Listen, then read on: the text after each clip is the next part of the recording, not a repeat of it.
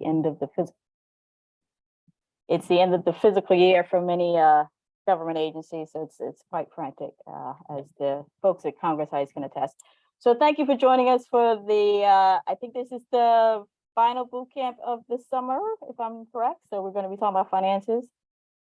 Just so you know, I approach financials a little bit differently than most because I am not an accountant. I'm not a bookkeeper. I really want you to understand the process behind it, so that whatever software you use or whatever bookkeeper you hire or accountant you'll be on top of what you need to know for your business. So right now I'm just gonna share my screen.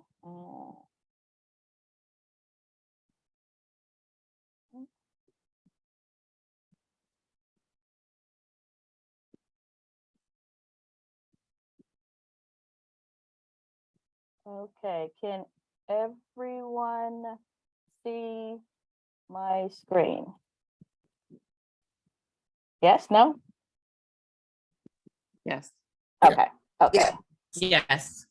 All right, so since I'm sharing screen, I have multiple screens up on my computer, so I won't be able to see you, but if you put anything in the chat or you raise your hand using the reaction buttons, one of the Congress Heights team members will let me know, so feel free to always engage. This is just a little slide about me, just so everybody's curious. So I've run small business development centers. I've been a small business counselor. I've been a professor in business management and entrepreneurship, blah, blah, blah, blah, a lot of boring stuff. It just means I've been around a while. So, feel free if you want to learn more about me, you can read that. But the most important part of the slide is that my email address will be provided to you. So if you have any follow-up questions, you're more than welcome to contact me.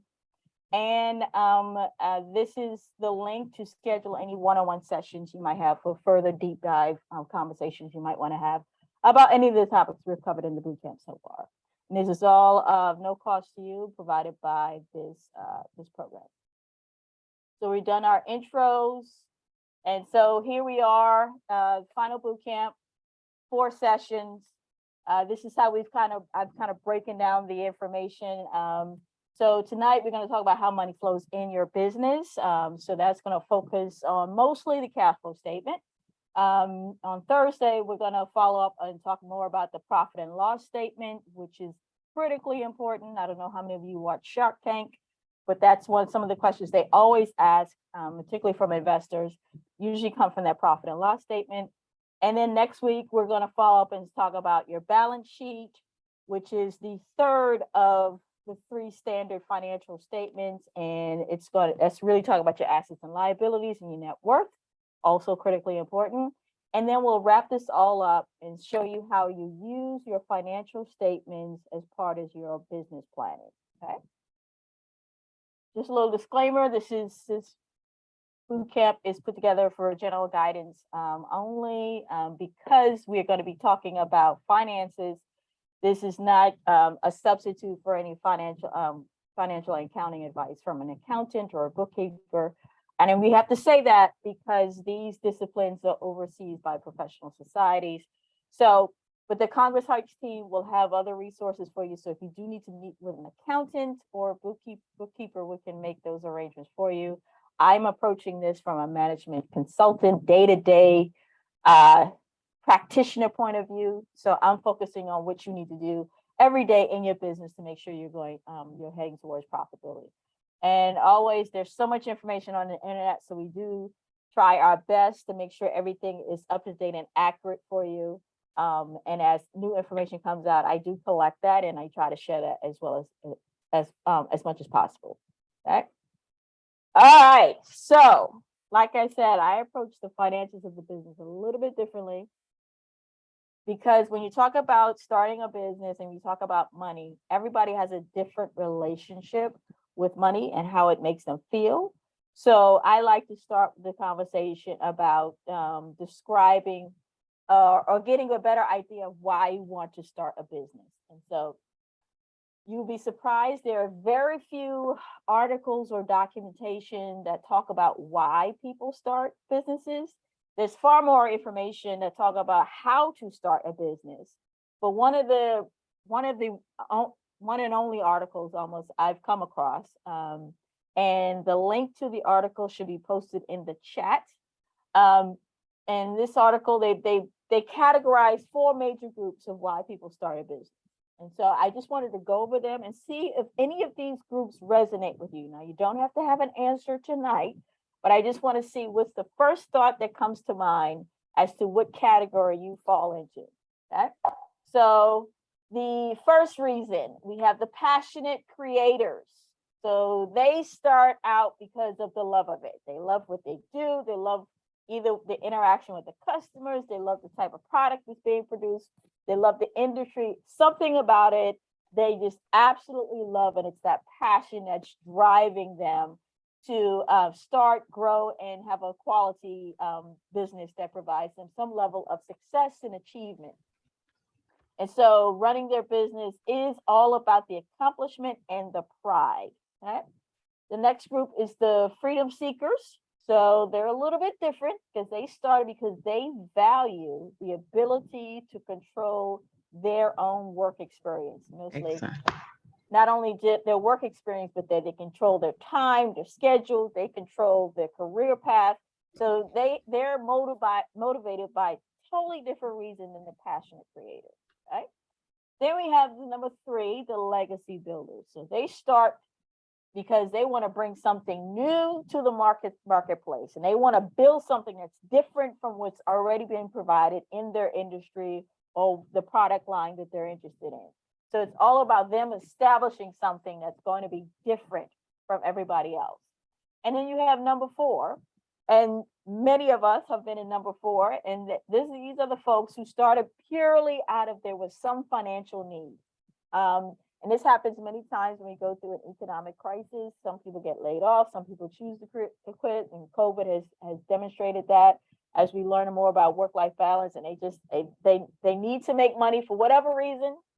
And so they see an opportunity and they jump out there to start a business. The challenge with this group is that they might have some very deep underlying fears because it's all about survival mode for them versus a passionate person who's starting because of the love of it, or the freedom seeker who's starting because they just want to have control. So I'm going to give everybody a few seconds to kind of look this over. And then if we can get a few volunteers, this is an interactive session, by the way. If you want to come on camera just for a few minutes and then raise your hand or type in the chat, which one of these groups do you think you fall into at the moment? And you don't have to be absolutely certain, but just what is the first thing that comes to mind? And I got my timer, so I'll give everybody about a minute to think about it. And while they're thinking, Dr. Walker, quick question on that, on this setup right here. Can a person be multiple? Or have multiple reasons? And that's also part of the exercise, right? Sometimes that is a hint of our decision-making capabilities or challenges, right? Because we don't want to narrow down because we like both sides of it. In theory, yes, you could be part passion, part control, right? Yes, but I'm trying to get deep down. What is the ultimate driving force for you to start the business? Because the reason why we want to be mindful of this is this might be the driver for your financial decision making. And so if you're making decisions out of fear, or if you're making decisions out of control, you might have different tendencies of what you would want to do. But that's a great question. I would say in theory, yes, but I would try to get folks to narrow down on one. And anyone's feel free to raise a hand. I see Miss BC. Oh yeah, ready? Brenda, sorry, yes. Miss Brenda, there you go. Okay, hi. So yeah, I'm glad he asked the question. I'm sorry, what's your name, Balton? Yeah, okay. So because I was thinking, I had 2. I was thinking number 2 and number 3. I'm looking for the freedom, financial freedom, freedom of my time, all of that. And then, of course, the ultimate goal is to build a legacy for, my family. I have a son, and, for his family going forward. Okay. So Yeah. Okay, all right. So we got Baldwin, we got one person who's teeter-tottering, he's slipping step two. That's okay. We're Oh, gonna ask this question every session, so okay. we'll see if it changes over time, but go ahead. Oh, and I was going to add something else. So, my last employer, I was an underwriter for insurance company, and I did not feel appreciated or properly compensated. So that's another reason that Okay, yeah, okay, all that I'm right, looking to do it. So yeah. all right. So you're, okay, so we're definitely leaning towards the freedom and legacy for you. Okay. Anybody else want to share what they think their story is so far? So we got a hand raised from Yep, Miss, Dominique. yeah, okay. Like the others, I had picked two. But if I had to choose one, I would just say number one. And I would say number one, the passionate creators, because no matter what obstacles get thrown in my path, with the clothing line, what losses I take, how many times I say I'm not doing this anymore, I find myself still doing it. So I would Okay. definitely passionate creator. Okay, all right. So we got one who's on 2-3, and then we got one under passion, number one. Okay. Anybody else want to share? Marina.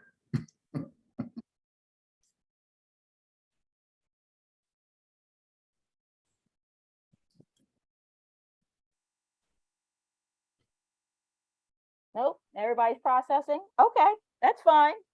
So here's what I want you to do. The homework assignment is that use the link that's posted in the chat. I want you to download the article. Here's the thing. I don't know how much longer that article will be up and free and available for you to download. So please get it. And read the entire thing so you get more expansive on their definition of it. I want you to just take in, there's no right or wrong answer.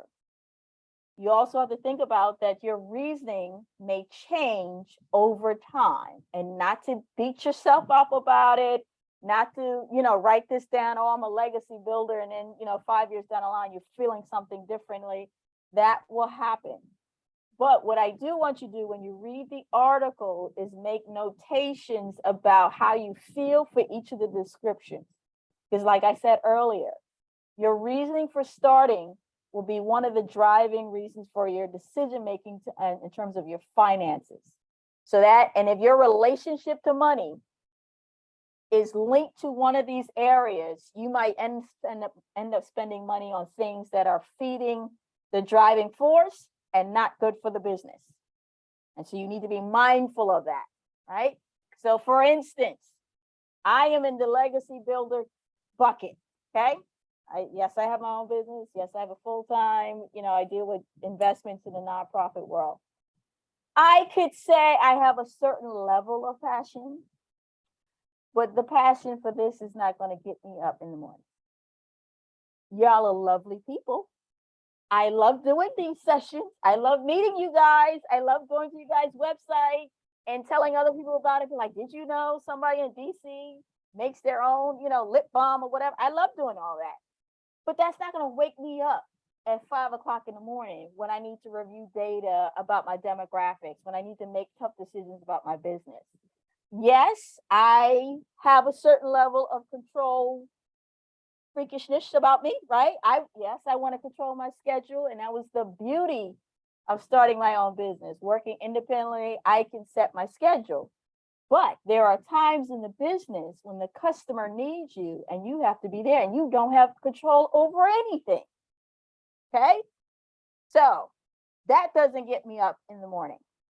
But what really gets me up to deal with both the negative and the positives, the stressful and the rewards of starting a business is the legacy.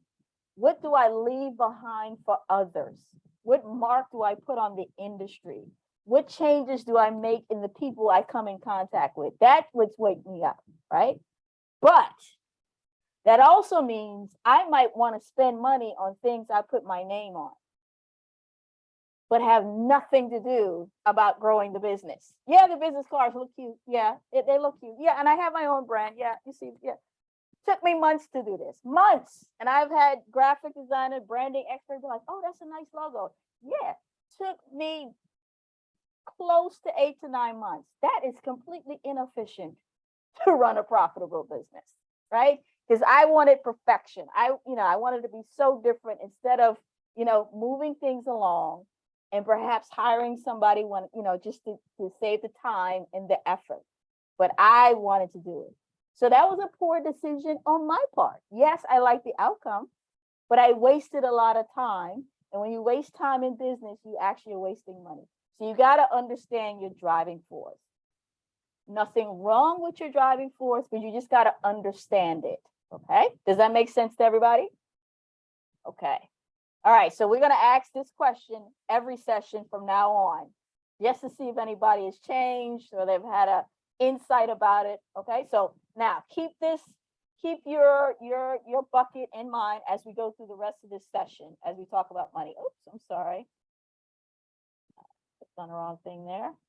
All right. So in business, you're going to face many challenges. And I originally put the next 2 slides together for the retail bootcamp we had last year, because we were focusing on women and a particular industry.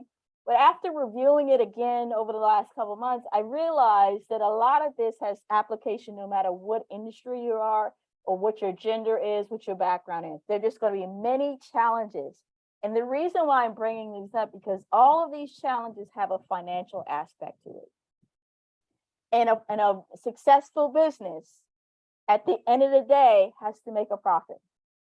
So yes, money might not be your goal, but it's a necessary evil to keep the business going. So I just want to run through some challenges, and I want you to make notes of what you might be experiencing or what you think you might be experiencing as you decide upon starting a business. So number 1 is going to be the funding capital. There are many reports in terms of how difficult it is to get money to infuse into your business. I disputed it a little bit. I don't think it's hard as people think, because you have to do the work to find out, when do you need the money? How much do you need the money? What do you need the money for? When do you spend it? When you get it, how are you going to pay it back before you even start the ask? There's a lot of details you need to know before you start asking money. And most entrepreneurs want to skip over that. They just want to tell about the idea and have everybody else get excited about it and give them money. That's not how it works. Okay. But nonetheless, funding the business is an ongoing challenge, even when it's successful, because you have to still feed that engine to grow the business. There might be inequalities, and we've seen this a lot lately, respectfully, out of the murder of George Floyd. So a lot of the racial inequalities, gender biases, all of that is bubbled up to the surface. It's no exception in the business world, and it's probably a little worse because you might be on your own versus working with an employer who might have some protective mechanisms for you to help you out. So just know you're going to have to face that, and you still have to make decisions. Sometimes this might mean, do you take that contract when you know there might have been some disrespectful interaction between you and the customer, right? But this is a major contract. If somebody says, here's $100,000, I want to buy your product, but there's a little sexual harassment, there's a little inappropriate terms regarding your gender, your race, or your background, you have to ask yourself, that's a financial hit. So the challenges we have in society do have a financial implications. We have the competition and market saturation. Okay, I know you all think that you have the greatest product and the greatest idea, and you might have it. You might absolutely make the best cheesecake ever. You might have the secret recipe from your great grandmother. It might be all true, but it's very rarely is there a completely unique idea. Somebody else has probably thought of it. And if you haven't seen it in the marketplace, it's probably a really good reason that hasn't been done before. Okay. Either someone hasn't thought about it, or there are challenges to get it up and going. So you got to think about what's the competition, and it's never, though, there's no competition. It's never no competition. Okay. Customers always have an alternative for what you offer. You might not think of their alternative, but just know there is. And in this market, I think one of you said you want to be a government contractor. That's a highly saturated market, but high reward if you do it right. So it's not to deter you, just be mindful of the challenge. And so you have to have the financial set aside to figure out, how do I penetrate that market? How do I get my message out there? If it is a crowded market, how do I educate the customer? Again, the financial implication of a challenge. Next is your confidence. This is the biggest C you need to have. And I'm not talking about being cocky or arrogant or whatever, but know your value, know your worth. You will not know everything about business, not even if you've been in business 100 years. This is a learning process, but you have to present with a level of confidence. Customers buy from people. That's the end game. People buy from people. Think of your favorite brand. You might not even know the designer, but it might be the favorite salesperson, or you might know the owner of the restaurant. So you got to think about that, but you're connected to them, and people connect to confidence. The next thing is knowledge. You have to grow your knowledge base. And one of the biggest pitfalls I see a lot of nonprofits make, small business owners make, entrepreneurs make, is that they don't invest in the learning. And so when I look at their budgets, I look at the spreadsheets and the profit and loss, and I don't see anything about training and professional development or, memberships, conference attendance, that I already know that your long-term viability is going to be in jeopardy. Okay. So if you do not like to learn, starting a business is going to be very, very difficult, because that'll be the thing you have to do every day. Because it's the knowledge you gain that you're going to make decisions. So you got to spend some money sometimes to acquire knowledge. Now, luckily, in this day and age, we are information overload. The internet is a great money saver and a time saver. Google is probably the largest university on the planet, simply because you can find almost any topic you are looking for, right? So it's different from like 20 years ago when you literally had to go to a library. Literally. Y'all remember the phone book? Okay. Who advertises in the phone book anymore? They still do, but it's not like that anymore. So you got to spend time and you got to dedicate resources to building your knowledge. Next, you got to have a support system, professional network, whatever you want to call it. You need to have relevant connections within the industry and outside of the industry. Again, that's going to help you build your knowledge. You're going to bounce ideas off of people. That's going to help build your confidence. They're going to give you information that's going to help you save money. That's maybe help you about your learning more about your customers, any number of things. So you got to spend time with information, and you have to spend and invest time on people. You are not an island alone. Okay. You will have multiple responsibilities. This is whether or not you're married, whether or not you have a long-term career, it doesn't matter. Everybody has something else they have to dedicate their time to. So the business might at times will want to be all-consuming. And you have to make a decision, what will you let go to dedicate to the business? And you will have to make that tough decision. Again, if you don't dedicate that time, is that going to be a lost contract? Is that going to be a reduction in income or revenue? Or is that going to be an increase in expenditure? Or if you do go and spend time with other things, which you have to do, you all have to take vacation. We all need to spend time with family. You all need to stay connected. That also has a cost, okay? Next, time and energy. Time is money in business. The age-old saying. It doesn't stop no matter how technically advanced we get in this world. Okay, so you have to manage your time wisely. In addition to that, one thing you have to keep in mind, we might know to a certain degree how much time we have in a day, in a week. You can write it out on the schedule, but the unknown factor is how much energy do you have? And everything in your business, you will have to put in energy. Your level of energy is going to be not only connected to your mindset, but it's going to be connected to your physical health. So if you're going to be successful in business, you have to pay attention to your body. If you have an illness or some diagnosis, and yes, I am a physician, so this does speak closely to my heart, you need to have an exercise regimen, you need some sort of meditation. You have to build up your physical conditioning, okay, to get the work done. Lord knows I hate working out. I absolutely hate it. Hate it. Can I tell you, I don't use the word hate often, but can I tell you I hate it? But I have my weights. I broke my arm earlier this year, and the lady was like, "Oh, this is going to be 12 weeks of PT or something." I said, I don't have time to be coming here 12 weeks. I don't have that kind of time. I said, "Give me the exercises. I gotta keep this thing going." And so whatever they said, tell me to do, I did more. I did everything they said to do at home. I was done in like, 6 to 8 weeks, because that was my time. An hour session with the physical therapist was an hour away from a client. And that's a billable hour to me. So you got to take care of your health. There will be health instances in your life. That's just the natural thing of the body, but you got to take care of yourself.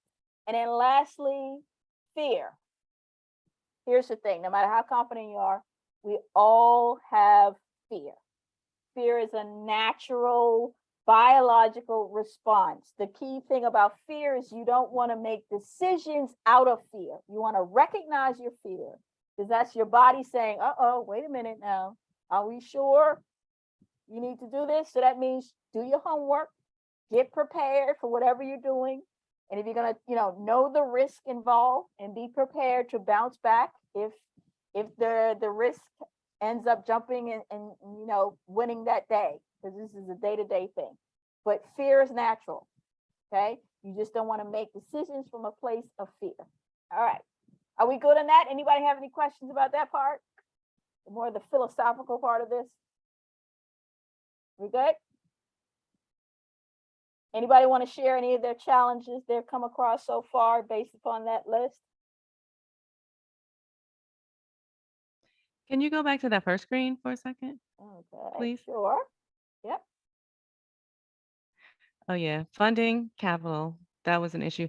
I was working with a contractor before to rehab homes. Okay. And yeah, I worked with a hard money lender, wrong, bad decision. I do not recommend that. And so yeah, that caused issues. So Yep. yeah. That's a good example. Mhm. Anybody else? That's a great one. Thank you. You're welcome. So I do have a question. And basically it's in two parts, but I'll go ahead. What's the best way to fund your business when you're starting out? Is it personal monies that you saved up, or is it loans? Well, if you go to typical, documentation on investments or, so there's debt financing, equity financing. I have a slide on that a little bit later. So generally people say, well, go to your personal resources first. So savings, if you really want to roll the dice, your retirement account, whatever you pull, then it's friends and family. You ask them, but I always advise you present to them just like you would present to a bank. Come with all the documents, have a business plan, have a presentation, sit them down, make it very formal, because you're not begging, you're presenting a legitimate idea. And then after that will be the institutional ask, whether that be for debt financing, going to a banker, or would it be equity financing, going to an investor? It's hard to answer that question with that route. You got to know the business. Some businesses can start literally for $500. They pay the LLC registration, they get the tax registration, they get a website for $20 a month.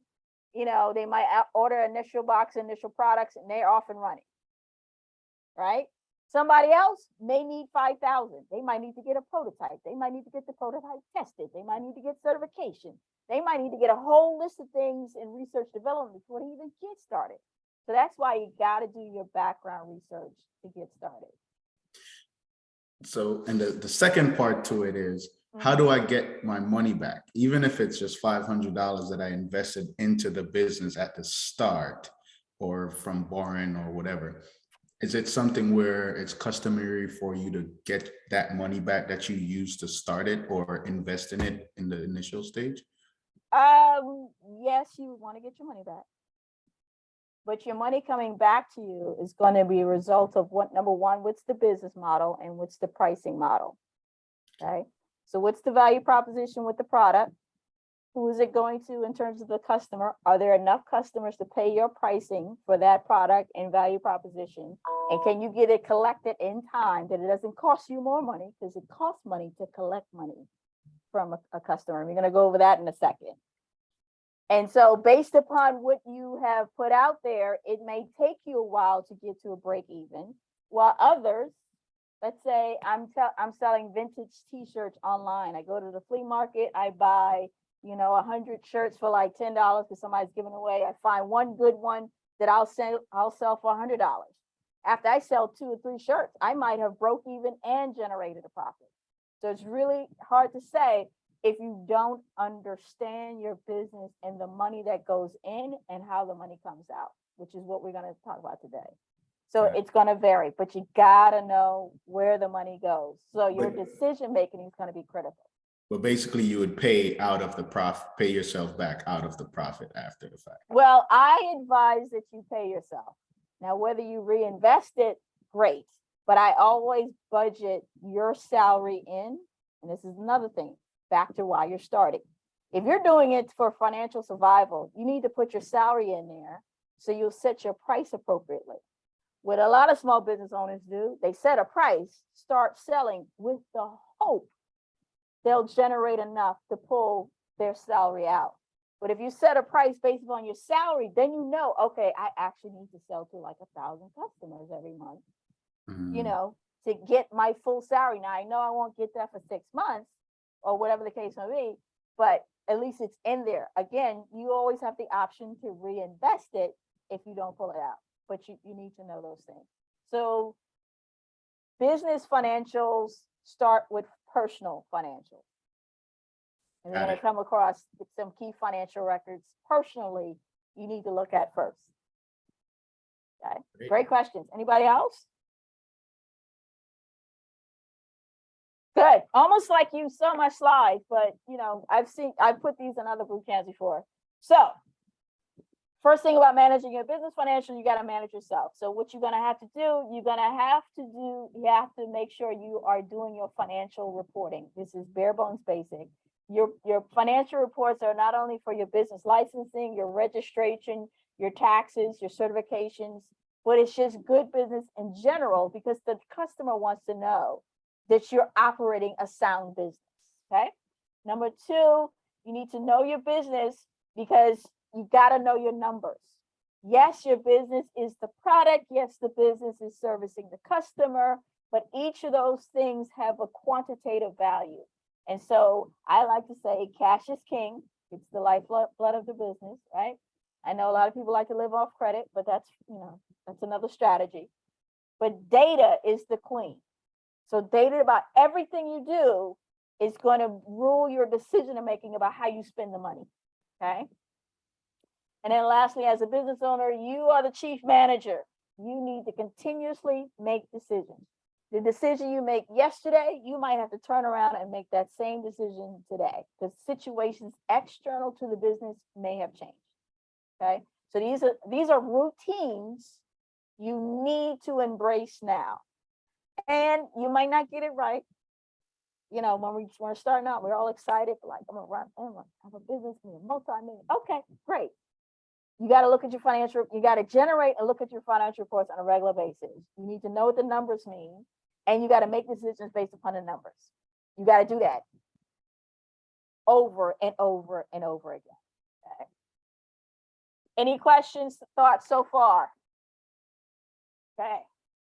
So, with all that being said, you're going to keep that stuff in the background, the philosophical part about the finances.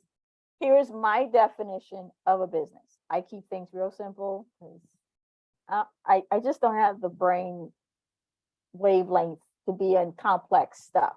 So no matter what kind of business you're in, all I see that a business is an operation that provides a valuable offering to a customer or a group of customers for a payment. That's it. I don't care if you're Ford Motor Company or if you're the young lady who's selling the lip balm from last summer's boot camp. I don't care what it is, but that's it. That's all I see. And what that means is that it is an operation. It means it's legally established entity. It means you have all the registration and licensing done. You're insured. You have organizational structure, systems, policies, procedures. Even if it's just you, you have something written down about how the business operates. And you're going to update that on a regular basis, right? So you don't start off elaborate, but you have something down. And it's going to provide a valuable offering. Notice we do not say it's going to provide a product. The product and service is just one part, because it's a product and services with a customer experience. The experience with the end item, whatever it may be, whether it's a new water heater, whether it's the government contract, whatever it is solving a customer problem. It is only valuable when it solves a customer problem. And it's the customer who says it's valuable, not you. Because if you say, oh, this is valuable, this will solve X, Y, and Z, and nobody buys, guess what? It's not valuable. Okay. And so you're going to sell that offering to a customer or group of customers. And most of you will have a group of customers. You might not have think about them all now, but with good market research and understanding your business, there are more groups of people that might probably eligible to buy your business, buy your product, because it's solving a need or want. You just have to think of them. Okay. In exchange, they're going to pay you something. Now it's up to the business model that you choose how and when they pay you. So for instance, Google as a search engine is free, right? So you are not paying Google money. But what you are paying Google is information. And so they take that information, right? And they sell that to the advertisers. Because they say, we're going to get 50 million people asking about where's the closest pizza place. And so all the pizza places be like, well, I got to advertise on Google because then there are going to be people looking for me. So the money is actually collected from the advertisers, not you, but they have two customers. They know that. You looking at the search engine, because if they don't produce good results, guess what? You're going to stop using them.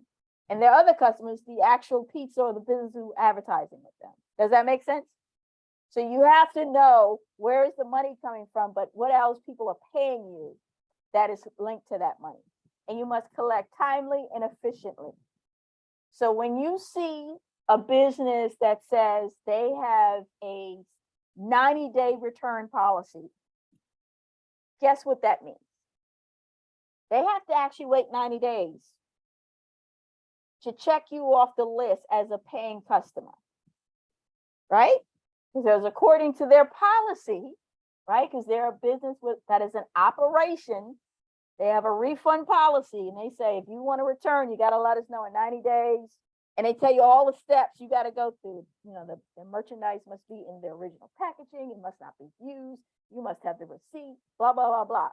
But because the customers they go after are valuing the refund policy, the option to return, they have provided that as part of the customer experience. Now, they're hoping you will not request a refund because you enjoy the product. But what if you got the wrong size? They rather you return it and say, send me a new size, than to not come back to them at all. So this is what I mean. You need to collect timely and efficiently. And so that can vary, meaning you could be a pop-up shop and you need to collect right then, or you are an online retail store that has a return policy, or even a contractor that has a guarantee or no guarantee, that kind of thing. So all of this, the beauty of entrepreneurship, you get to say what all of this looks like. You get that complete freedom. And this is where your passion, your freedom, your control, your legacy comes alive, because you're going to be putting this together. Okay. So if that's a business, you must know that your business has two environments that it operates.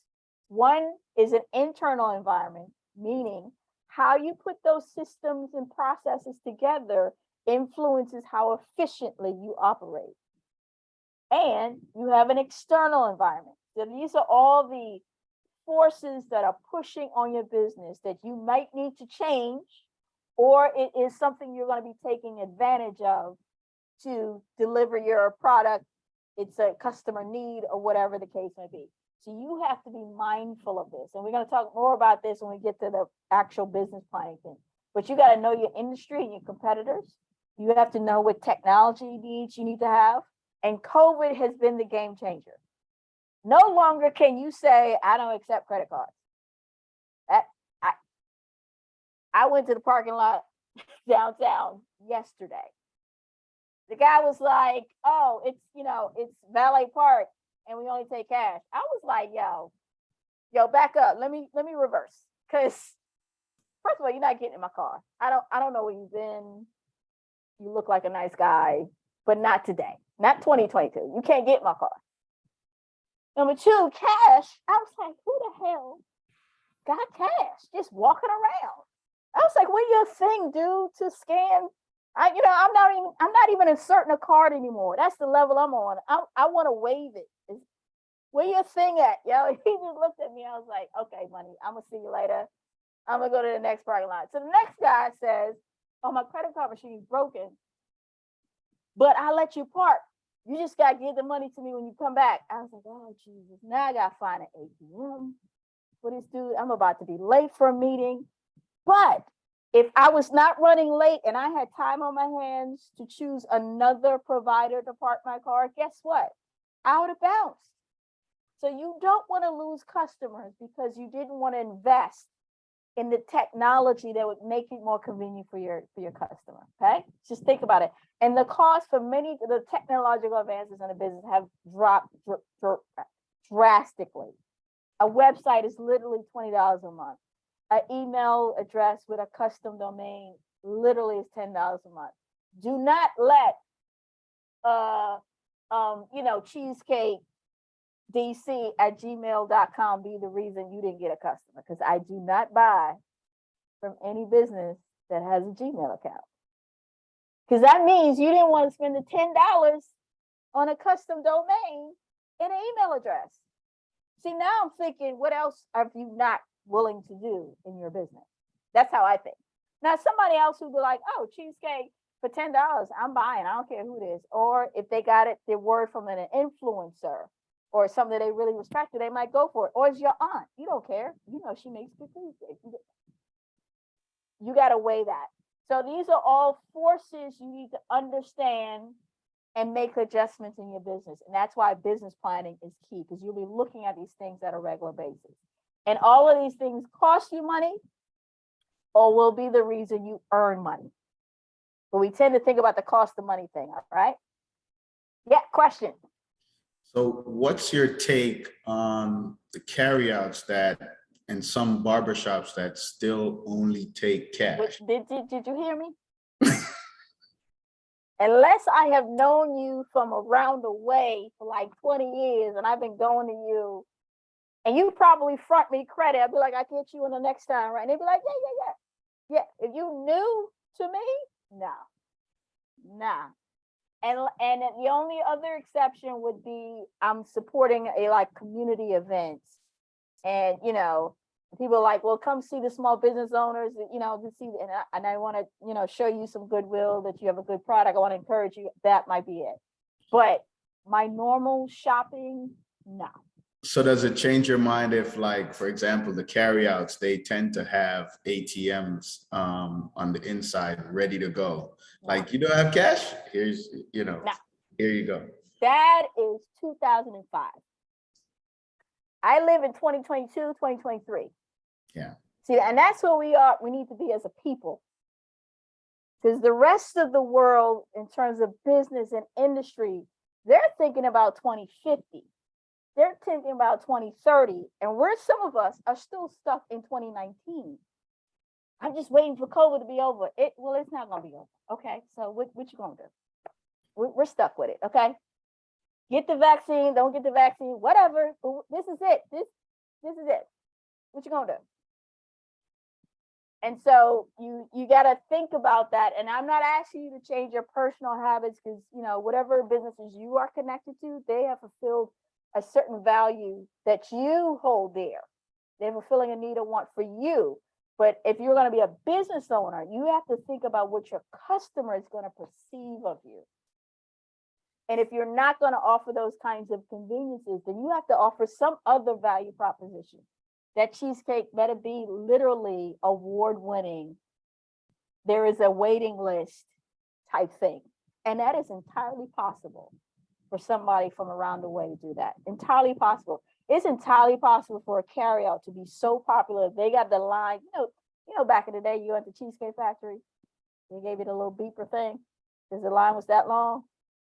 You could be that carryout. You could do that. I'm okay with that. That's fine.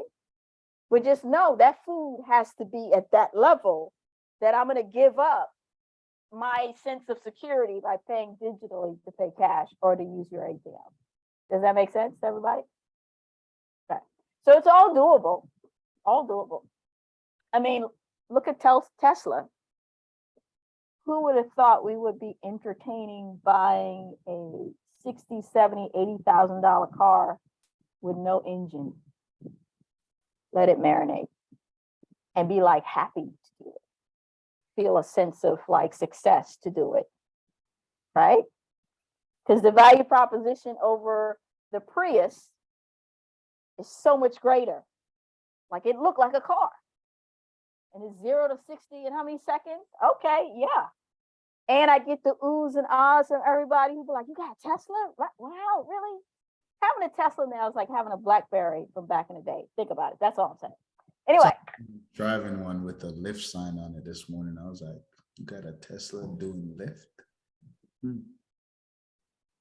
Whatever rocks your boat.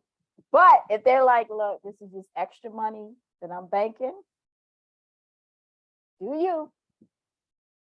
That's freedom. The gig economy is, I think, the ultimate kind of version of freedom. Like you literally say to them when you're going to work, like, wow, so, but interesting. Okay. Any other questions? Good questions so far. Okay. So this slide here is just to reiterate that whole system structure. Now, in our first boot camp, we went over each of these systems. So don't think you missed anything. It is all recorded. But when I say systems in a business, these are all the elements, all the working parts that go into your business, creating that valuable offering to the customer. So I start with legal. So legal, compliance, security, all of that stuff is the center of everything because it overlaps with everything else. And then from there, you have your production, marketing, financial, and data. And when I say financial and data, and finances are a data point, but customer data, vendor data, supplier data, that all is part of that. Research and development. Most small businesses do not have research and development and then wonder why they go out of business later. Health and wellness, and that not only for you, but for the organization. Communication, management, facility. And so you can see that you will not have everything when you start out. Some of you, your facility literally might be a desk in the spare bedroom. That's what it is. That's what it is. Okay. But so these are the systems of the business. And what you have to think about is that if that's a definition of a business, then the definition of a profitable business is simply that the amount of money that goes out to provide to build the operation, provide the value to the customer, and then collect has to be less than the amount that overall comes in. That's it. Okay. So your job as the owner entrepreneur is to, as much as possible, minimize what you spend here, as long as it meets the quality of value you want to deliver. So you're only going to spend on what is absolutely going to drive the value proposition to the customer. That's your priority. Okay. So all of those systems are going to have financial data points related to them. So here are some records you gotta start thinking you have to keep. Number one are the financial statements. So today we're going to go over the cash flow statement, but there are three major financial statements: profit and loss, balance sheet, cash flow. You're going to need 3 to 5 years. If you use an accounting system, it'll help you generate that. But if you're going to go for financing, most banks will ask for 3 to 5 years of projection. But you want to look at these regularly to make decisions. So tonight we'll discuss cash flow. It's the easiest one. It takes like 5 minutes. You have your tax records, not only for the payment of your taxes, but also for record keeping if you're going to go for loan or equity or debt financing. And so that's with both with the federal level and your local DC tax office. Other records that you will need will be payroll. If you have employees, critically important because you also have to pay taxes associated with employees. You have inventory records. Here's the thing, inventory is money. So if inventory sits on the shelf, that means you have money sitting on the shelf. The amount of inventory you have is not to feed your ego. Oh, I have all this inventory. The amount of inventory you have is to turn over to generate back to cash, right? You're going to have property, whatever that might be. That might be as simple as a cell phone.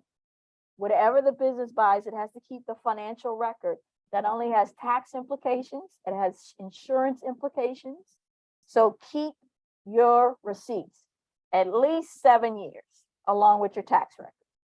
And then if you're going to be a corporation, you have to keep your stock ledger if you're administering stock. Most of you will not. I don't advise it at this time, unless you want to grow into that level of sophistication. But if you are, not a problem. You got to have to keep all your stock ledgers. So you know who buys stock, when did they buy it, how much did they buy it for, what percentage of ownership they have, etc. And there are templates and ledgers you can buy off the shelf to help you with the record keeping for that. Right?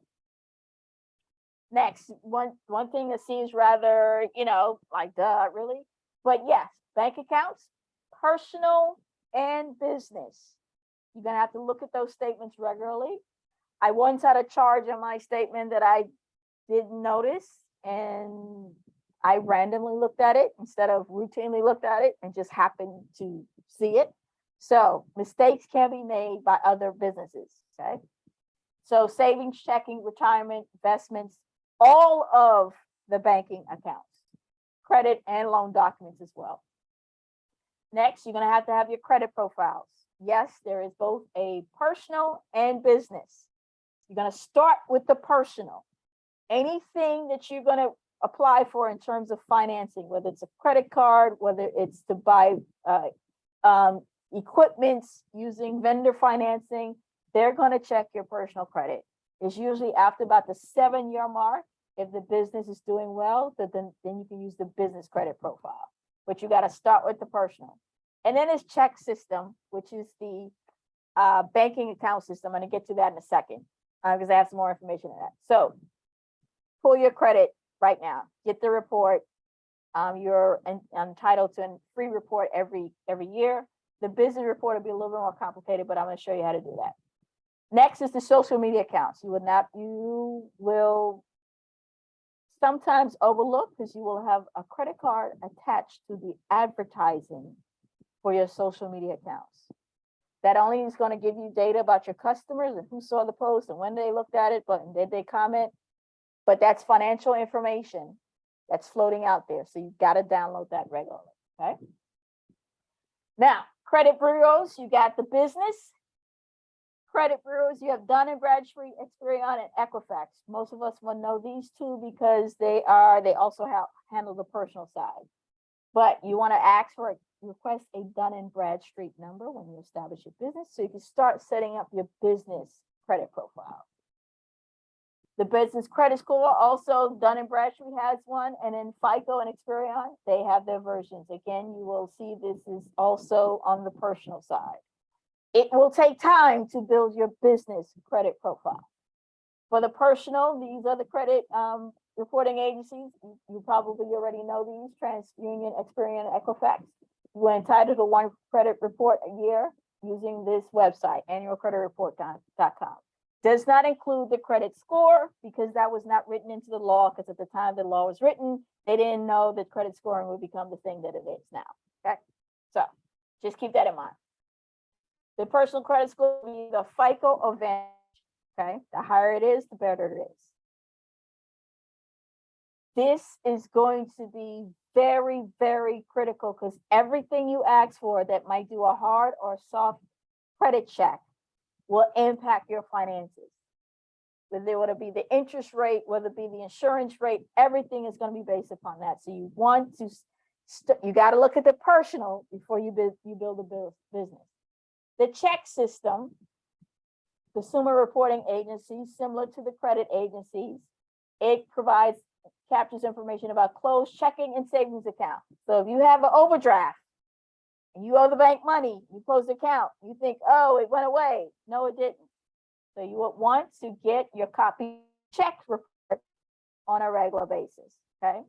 Because anybody who wants to do business with you may look up these systems and find out about you and your business, okay? And I just let you know that credit scoring is proprietary. It is the greatest hustle, I think, next to medical insurance companies, all right? They come up with the equation to calculate your credit score, not you. Because notice, income is not a factor. It's payment history is one of the biggest factors. So this will come up again when we talk about the business planning, because we'll start integrating how you use that, but just keep that in mind, okay? So now let's get to what we are here today. All of that is in the background now, right? We now understand there's a philosophical way to approach money, and we got to understand ourselves so we understand how we approach money. Now let's look at the first financial statement, cash flow statement. I know this looks like really like what the hell? This is the bare bones basic you want to start with understanding. You know, back in the day when you used to ask your aunt, uncle, maybe your parents for some money, and they'd be like, here $20, and then you have a napkin and you go 20 and you subtract stuff you got to pay for and try to figure out how much you have left over. That's a cash flow statement in a nutshell, okay? So it has like major sections. First section up top is usually recording all the money that's coming into the business. The two sections below it are recording money that's going out of the business. That's all it does. So it records what's coming in, records what's going out, it subtracts, and then you get a total at the bottom. You're either going to be in the positive, meaning you brought in more money than you spent, or it's going to be in the negative. So let's go through each section and I'm gonna break it down. So I took a snapshot so you have a closer view. So the top portion for this template, and you should get a copy of the template in the chat. So you have the cash receipts, okay? So you're gonna first record all money coming into the business from sales. Money coming in because you sold the product, okay? Then you're gonna account for any returns or allowances. So if you had to give money back, you're going to put in a negative number, but you're going to put it here, okay? Any collections. So if somebody owed you, but they didn't have to pay until 90 days later or whatever the case may be, you're going to put that money here. Any interest you may have made, again, this is why you have to have your bank account information. You're going to pull that information from your bank account and you're going to put it here. Now, all money coming in. So I have money coming in from the sales, revenue. And then I'm going to have money coming in because I might have gotten a loan, or I might have gotten an investor, or I might have put money in from my own savings. Back to the question we talked about earlier. They also will be documented as money coming into the business. Just note that is not sales. Okay. It's the profit and loss statement that we're going to do a deep dive on what comes in for sales. But this is all money coming into the business. And then don't get caught up on all these titles. When you start the template that we sent you, you can change the name. Write in whatever makes sense to you so you get the hang of it. Okay. So whatever the time period is, so for this this particular template has a 12-month. You might have one where you do month to month. You might do one just for the entire year. Again, accounting systems make this so much easier now. So whatever the time period is, you will record it, right? And it's going to give you a total. So the Excel spreadsheet, when you start typing in, it's going to add it up automatically for you. So you don't have to worry about that part. All right. So first, all money coming in, you're going to record. Next, we're going to record the money going out. Okay. So the first section of money going out are just going to be the expenses of the business. Remember all of those systems we talked about, right? We have security, compliance, we have marketing, we got the technology. All of that is going to be assigned to some budget line item. If you recall that from your job, right? So the advertising, any commission and fees that you had to pay a, independent contractor or a salesperson. If you contracted labor instead of having employees, if you have employee benefits, what are all the insurances you have, any interest expenses? So the loans you might have taken out, you have your principal payment, you have the loan payments, and you might have some additional fees or whatever. You want to include all of that. You want to break all that out because you want to see where the money's going, okay? Any other office expense, mortgages, meals and entertainment. Let me warn you about that. IRS has some rules on meals and entertainment. You can write off some of it, right? But it has to be for the all this meals entertainment associated with a business trip. It's got to be related to the business. And I don't think you can just go write off all the lunches that you have during the day as part of a business expense. Yes. I think you're on mute. You can't. I didn't hear you. Are you on mute?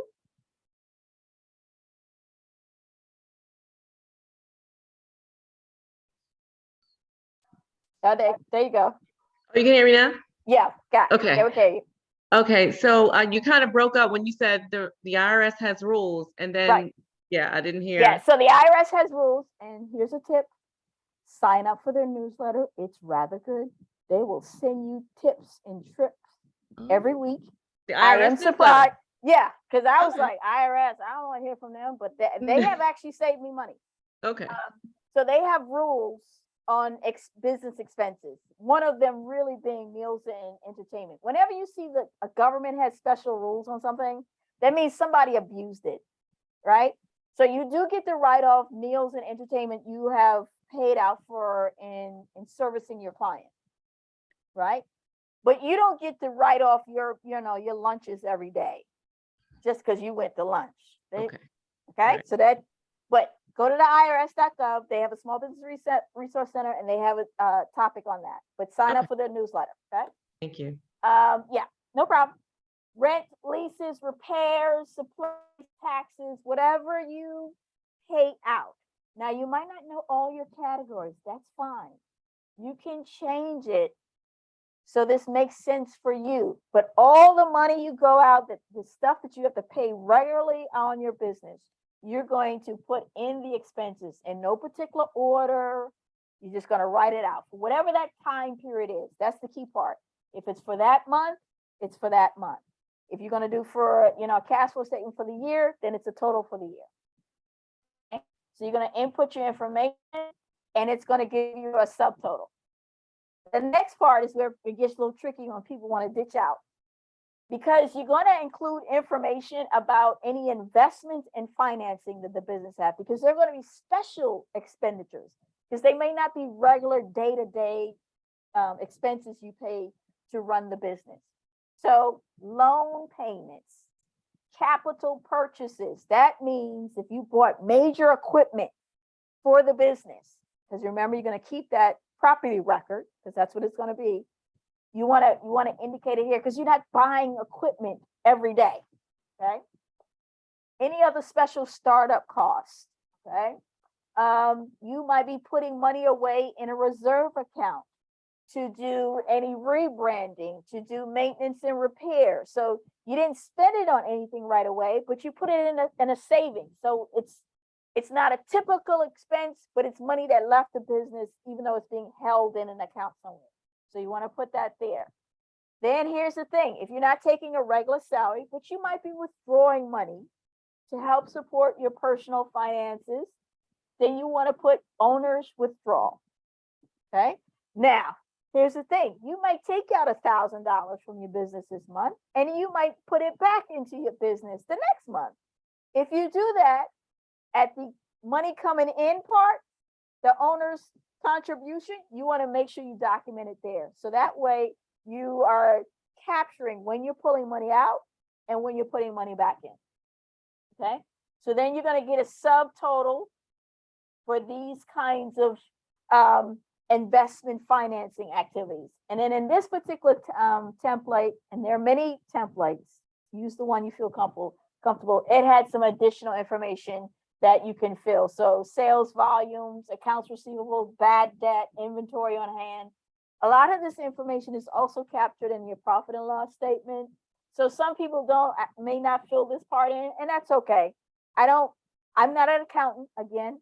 So if I know it's captured at least one of the financial statements, I'm okay with that from a management perspective. But your accounting and bookkeeper will probably set it up more formally. So just know you can capture other information there, and then you're going to get a total. So at end of whatever the time period, you're gonna get either a number that's positive or a number that's negative. The beauty of a cash flow statement is that you get to look back on a regular basis and see where are you spending money, and then see when is money coming into the business. Many businesses have a particular season where they earn a lot, and then they have parts of the year, parts of the week where they don't earn much. And that's where they might have to use loan funds. That's when they might have to use owner contribution. They might get an investor. The cash flow statement allows you to make decisions to say, you know what? I spent $1,000 on Google, but I don't see an increase in sales the following month paying that advertising. I might need to discontinue that advertising and go with something else. Or it might warn you, if you look at last year's, be like, oh, every January I need to, renew my license and my registration. You'd be like, okay, let me make sure I budget for that moving forward. So the cash flow statement tells you a lot of information in a very, very simple form. Does that make sense to everybody? Okay, great. Now, let's do a quick quiz. I pulled an example, okay? I know y'all tripping already because you see the red, okay? Here's the thing about these financial statement and templates. There are about 1 million varieties, okay? Don't get caught up because you see a template that looks different than what we discussed. Don't worry about that, okay? Because there are various terminology used in accounting that may mean the same thing. So if you see something, you'll be like, why does this start off with operations? Because the cash flow statement, the money coming in is the money coming in as the result of operating the business. That's all it means. So don't get caught off guard if you're using a template that's a little bit different than we discussed. Just simply Google, what does this mean? Again, Google will be your friend. It will tell you. Also, I'm going to send you information where you can get a free accounting textbook that you can download. And I will send you a couple other resources. So you will have all the reference material you need to go through it. So let's go through this example. So this particular cash flow statement, this example is for 1 year. Okay. So it's not month to month, it's not week to week. All right. So they said, okay, they got cash receipts from their customers at $693,000. They did all right, maybe, right? And then it says other operations. That is just in case you may have some other revenue stream for your business. You might put it all in customers, government contract, but you might have a little online store. I don't know. And that might be the e-commerce site. That might be something else. That might be your speaking engagements, because when you get good at something, you get to pay, people pay you to, you know what I mean? So think about that as ideas. So that's where you call it all the money coming in. Now, look, why does it say cash paid for? Because unlike the template we discussed, instead of putting this at the end of the template, they put it up front, meaning expenses associated with operating the business, the product related expenses. So inventory, wages, some administrative expenses, some interest, taxes, they put up front. It is just that this template's going to do it. And because it's paid out, They wrote it as a negative number. That's all they did. All right, so they use the parentheses. So in accounting, when you put a number in parentheses, it's automatically a negative number. And that this template automatically makes this addition, adds it up. So it's going to subtract what came in to what went out in regards to the product. Then they have the investing activities. So they have cash coming in because they sold some equipment, right? Maybe, maybe they're getting new equipment, so they sold the old one. They were collecting on loans. Maybe they loaned customers, maybe they loaned suppliers, whatever the case may be. And they had money coming in, so they made $333,000. They had some money that had to go out related to investing. So they sold some equipment, but they bought new equipment. So they sold the old set for $33,000, which is a good idea. And they bought the new one for $75K, right? Which is good. I like to see this in the cash flow statement because you're investing in the business. And so then the template added up, and then it included all the financing activities. So they have stock and they had some loans. And so they included there. So this is all money going out because it's recorded as a negative. It's a little bit different from the template we set up because the Excel spreadsheet is program that whatever number you set in, if it's in the cash out set, it's already going to be a negative. If it's the cash in, it's going to be a positive. So I just put this here to say, don't trip out when you see a different version. Cash flow statement, money coming in, money going out. That's it. Okay. All right. So I just added a little slide on funding the business. We talked about most of this before. I have 4 more minutes. Great. We're right on time. So you can bootstrap it, right? So whatever, you take a little bit of your money, you make some sales, and you put it back into the business. You can do debt financing. So here you're asking a financial institution or a person to loan you money. As a result, you owe them and you have a debt on your books, okay? And so that debt is going to show up on the cash flow statement, and that debt is going to show up on the balance sheet, what we're going to talk about next week. And then you have equity financing. So, gotta think about this one. This means somebody gave you money in exchange. They have part ownership in your business. Now, based upon the ownership agreement, they're either a silent partner or a loud partner. If they're silent, they're saying, okay, here's my money. I trust you. I own 30%. I get to put that on my personal balance sheet, that ownership, but I'm not going to get into the operating. You do that, okay? Or they could be not silent, meaning they have a say in how you operate your business.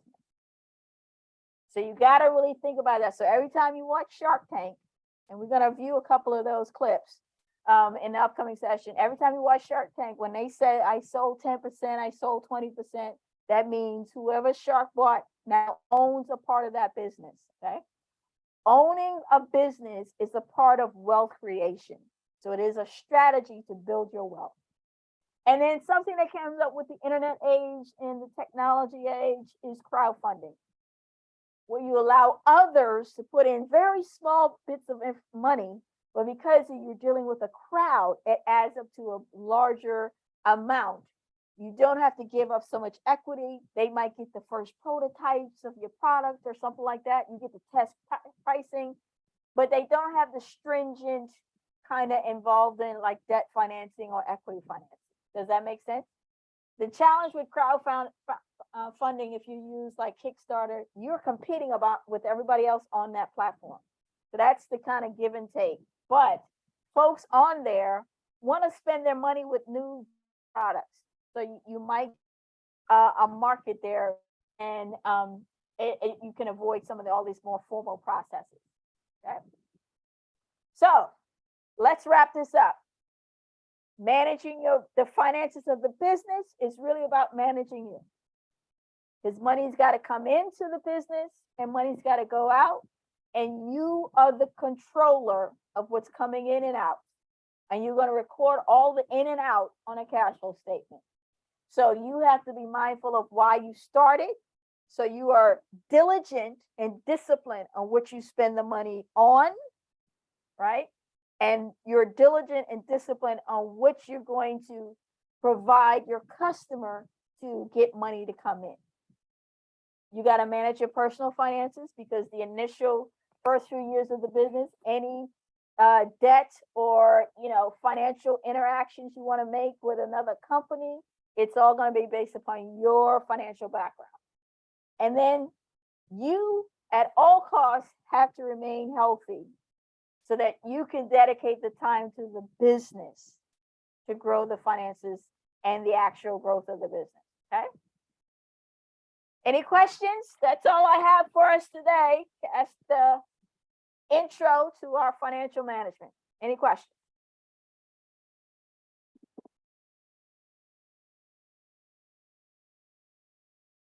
Dominique has a question. Go ahead, Miss Dominique. Yes, I just want to know if you can elaborate on, I know you put the article in the chat for the homework, but what information did you want us to jot down from the article for the homework? Oh, great question. So I want you to read the entire article, right? Think about all the types of reasons that they present in the article. Choose the reason that you think is your dominant, and I'm going to allow you to pick a number 2 if you want to, right? Because every session, I'm going to ask you to see if it changes, or do you become more inclined to that particular choice you made, so that at the end of this boot camp, you can start thinking about how that drives your decision making. But thank you for the question. Okay, thank you. Great. All right, Alden, that's all I have for our intro session tonight. Great. And as always, thank you guys for joining. Thank you. Look forward to seeing you on Thursday for the next same And time, 6 Can we just p.m. put your email in the chat if you want to Yes. get copies of the slides? Yes, so I did get both Dominique's and Brenda's email. Okay. So I add in the free resources, so you have a resource page, and then you can download that other stuff that we talked about. And get ready for the next session. It's going to be profit and loss. Profit It's and going to be a loss. big one. Okay, Right. thank you. You're Have a good welcome. Have a good night. Good to meet everybody. Have a good night.